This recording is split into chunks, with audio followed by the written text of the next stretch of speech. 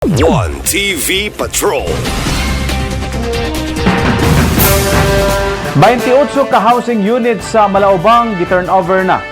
Human sa 30 ka mga benepisyaryo sa free housing acquisition sa Asinso Administration niadtong 2021, laing 28 na usab ka mga miyembro sa FROPO-C o Federation of Rural Urban and Urban Poors of Osamis City Organization Incorporated ang nakadawat sa ulahing turnover. Ang 28 ka housing unit nga gi-turnover sa mga benepisyaryo, mga unit kini nga gipunduhan sa kagamahanang lokal sa dakbayan sa Osamis.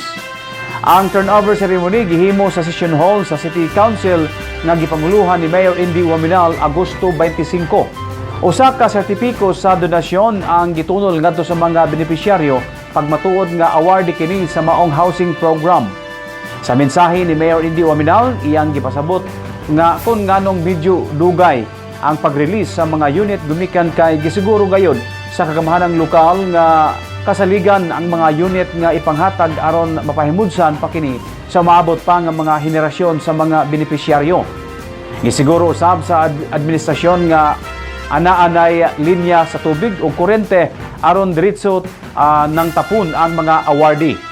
Gipahinumduman usab sa mayor ang mga benepisyaryo nga atimanon ang mga unit o adunay dili maayong sangputan ang mga recipient nga mobaligya sa unit gumikan kay bawal kini.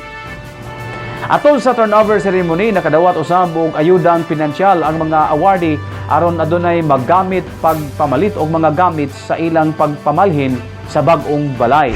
Pag human ninyog meeting, ang inyong mga representante, si Ma'am Rosemary Desena, ing-appeal pod sa meeting sa atong Resettlement Committee para mahisgutan pag yun. Unsay kailangan idungag, unsay kailangan tangtangon, di ba? Constinky, og Ma'am Rosemary, di ba? Kay gisigurado nato nga kung unsay households, gawas nga acceptable o kaya ninyo mabuhat, no? Mo gyud ni ang atong kailangan sundon para ma-preserve, maprotektahan, ug magdugay pa ang inyong mga balay.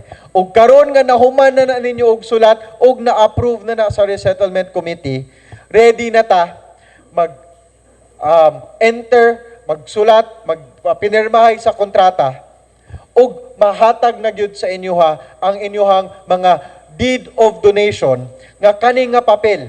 Muni inyong panghawakan, muni ang inyong mapasa sa inyong mga anak, inyong mga apo, nga as long as inyo lang gituman ang mga nakasaad diri, kanunay na magpabilin ang libreng panimalay sa inyong mga pamilya.